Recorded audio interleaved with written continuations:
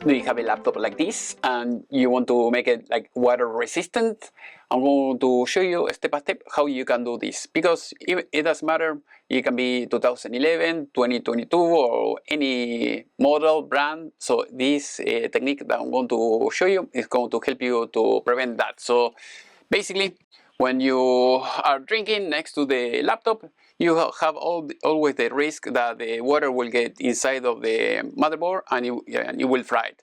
So in this case, we're not going to be protecting the USB port, because if the USB port gets damaged, it doesn't matter. You can just replace it very quickly, or maybe you just can sand it down a little bit, the contacts, and everything will be working. But if the electronic board, gets damaged, that will be another story and everything will be more difficult. So as you can see, this laptop is working. So now what I'm going to do, I'm going to show you the serial number and the type of laptop that I have. So as you can see here, this is the serial number, this is the laptop. So as usual, I am in US. So if you want any product, I can leave you the link in the video description, or if you're outside of the United States and you want maybe a laptop, electronics, tools, or anything like that, I can send it to you via UPS, FedEx, or DHL, or whatever you like the most. So now I'm going to turn off the computer. I'm going to take it apart, and then I'm going to show you how to apply this chemical to protect it. Also, I'm going to show you, I have another laptop that I have the same issue, that it got a little bit of water damage inside and it stopped working. So now I'm going to, once this is off, now we can take it apart and I'll show you step by step.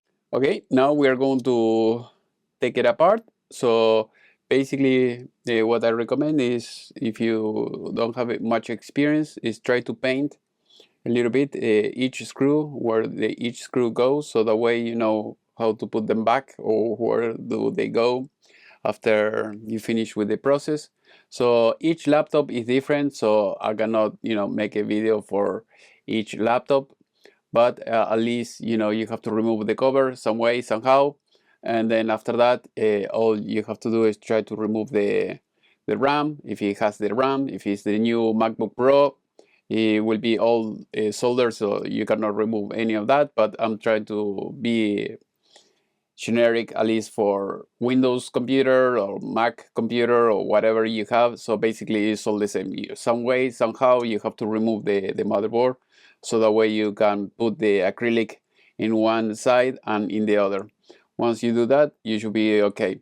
So make sure when you do that you have to protect the connectors, so that way the connector will not get wet with the acrylic, and otherwise it will not do any contact and you're going to have issues when you put it back, or something is not going to work. So also you have the ribbon cables, make sure to unplug each one of them, so that way you don't force anything. So if you are prying it a little bit and it doesn't come loose, it means that you have maybe a screw, maybe it's a ribbon cable, or maybe something else is keeping the motherboard in place. So for instance, in this case, this is a 2011, but each MacBook is different, each laptop is different. So in this case, I have to remove the fan that you see in order to be able to remove the motherboard. So be gentle with everything. As you can see,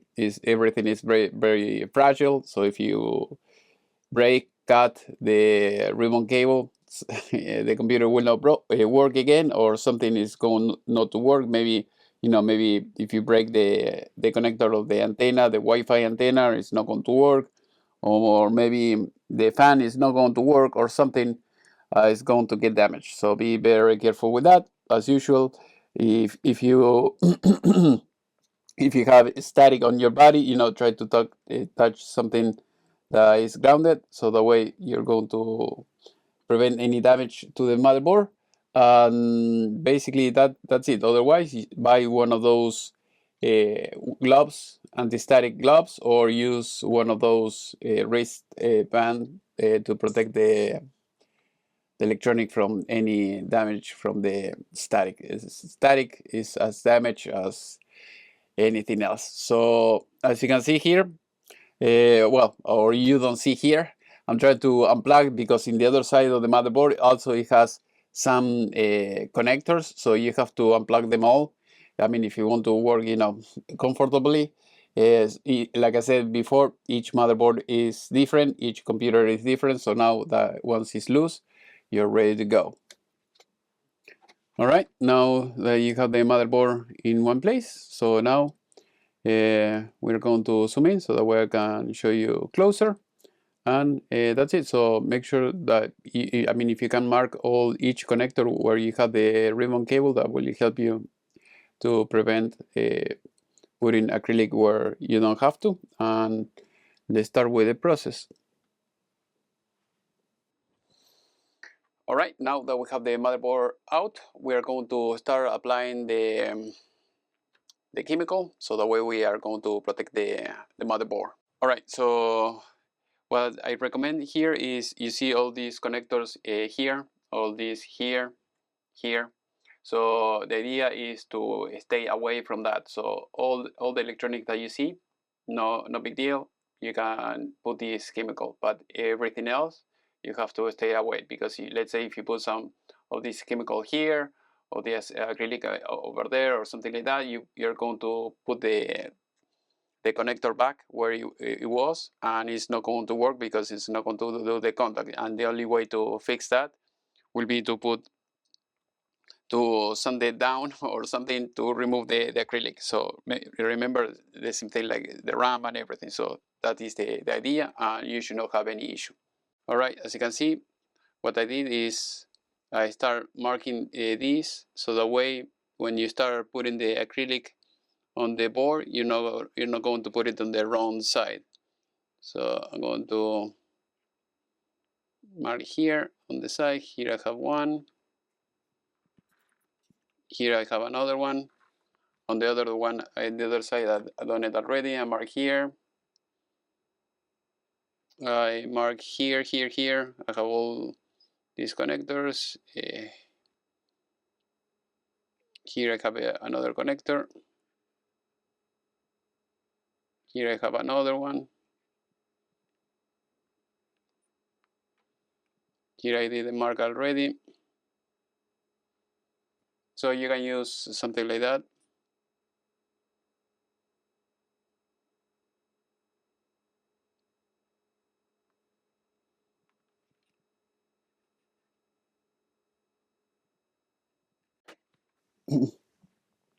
All right, all you have to do is inspect the motherboard, make sure that you know where every connector is, so that way you don't put weird, the acrylic things or any weird thing on top of that.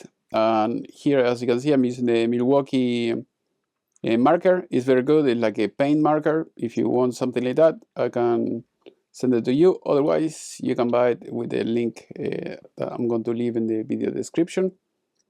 So as you can see, this is a very powerful acrylic. So don't smell it, don't breathe it, don't drink it. Use one of those vacuum. I made a video like long time ago. It's a Hako vacuum. It's like a vacuum cleaner, but it's to absorb all the fumes. And it has like a carbon, an active carbon inside, so the way it will keep all the bad smells and smoke.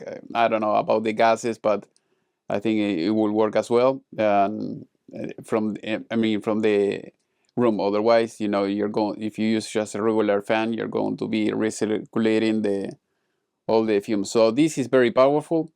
So like I said, don't breathe it. Make sure you are working in a very well ventilated area. And try to put as much as possible, in every component that you see, except the connectors where you have the ribbon cables or the RAM or the SSD or something else. Of course, the SATA connectors, the USB, anything. So make sure that you avoid all those things, and the rest you should be okay. And once you do that, you should be okay, and you should be able to put it back, and everything should work. So let's keep working on this, and that's it.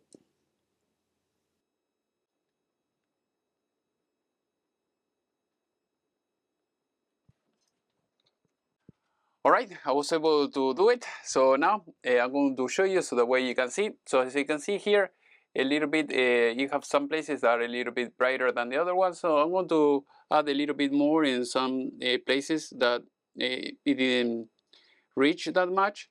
So make sure when you open this up that you have a exhaust fan or something, because this is very powerful. Otherwise you're going to smoke all these fumes that are not very good. And if you want to clean this up, it's very easy. You can use alcohol and toilet paper or a cotton or something, and that will help you to clean up the brush that comes with it. Otherwise you have to buy a few more brushes. So I'm putting this now. I'm going to let it dry a little bit, and then I'm going to turn it on and see how it goes.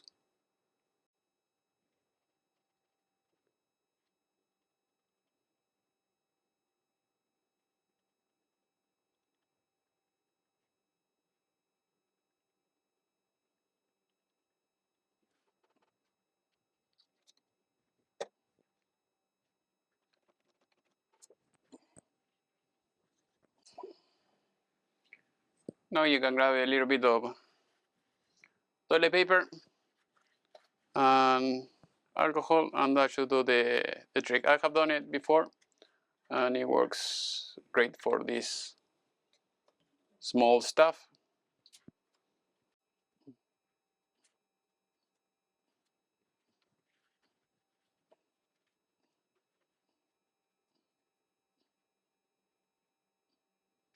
After half an hour of waiting, will the computer work or not? Let's see. Okay, as you can see, I put a lot of this acrylic, so everything is very bright. So now let's put the let's connect the battery and let's see if it starts.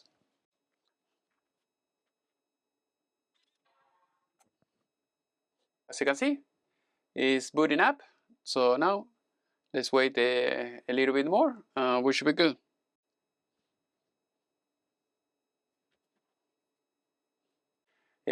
So as you can see, everything is working. So now we have to set the clock. And that's it. So everything should be good. So now we could click to check this manually, automatically.